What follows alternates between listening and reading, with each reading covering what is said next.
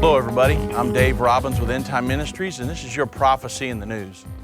I've got a lot of letters in from everybody, different questions and things, and so what I wanted to do is to do a Prophecy in the News question and answer session today. And so I'm just going to start right down through here and read off the questions and give you the answers, do as many as I can in the time that I have. So the first question that was sent in says, can you give us a timeline of things to come? What should we be looking for from now until the Battle of Armageddon? So I'm just going to walk right down through what you should be watching for, the events you should be watching for from now to the time of the Battle of Armageddon. The first one is the Sixth Trumpet War, which will be World War III, where 1/3 of the world's population will be killed. Number two would be Middle East Peace Treaty Agreement signed between the Palestinians and the Israelis. And these are events you can watch for in the news, current events.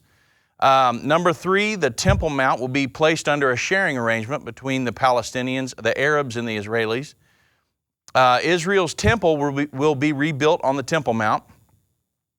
5, animal sacrifices will be resumed there. And then the Antichrist will stop those sacrifices while standing in a rebuilt temple. That event is called the Abomination of Desolation. And then that event, the Abomination of Desolation, triggers the final 3.5 years, which is the Great Tribulation. At the same time, the two witnesses begin their ministry, and that's in Revelation 11:3. And then also during that final 3.5 year period, the mark of the beast is implemented by the Antichrist.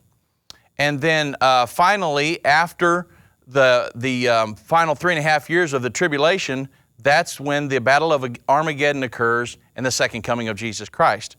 So that kind of gives you a series of events from now to the Battle of Armageddon. Things you can watch for in the news. The second question, do you think that the dragon mentioned in Revelation 13:2 is China?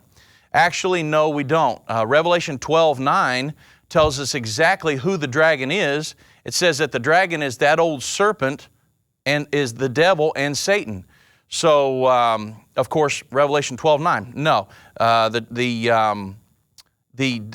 dragon mentioned is not China, it's Satan.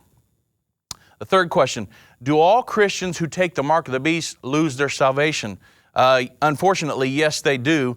Revelation 14:9-11 tells us that everyone who takes the mark of the beast will end up in the lake of fire and eternal damnation. So, absolutely do not take the mark of the beast, obviously.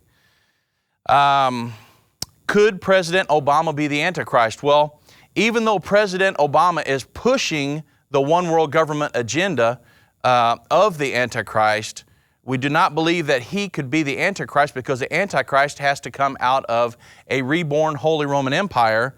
And of course that was reborn in Europe in November 3rd, 2009. But so no, Obama cannot be the Antichrist, because the Antichrist has to come from a reborn Holy Roman Empire.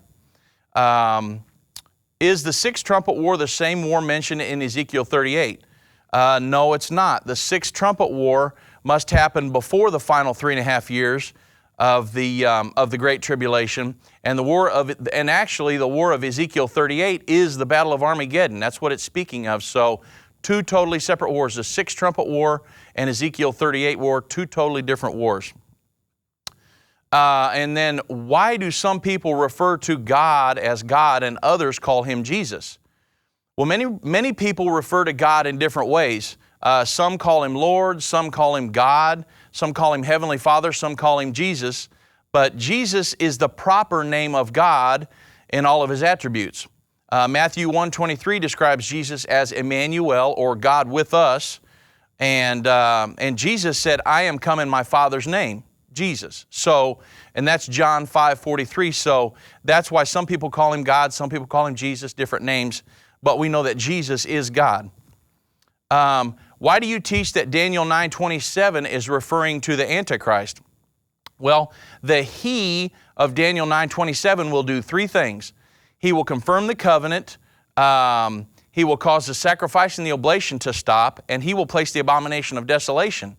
So Daniel 11:31 clearly states that the Antichrist will take away the daily sacrifice and place the Abomination of Desolation. So therefore we can be sure that the He in Daniel 9:27 is the Antichrist.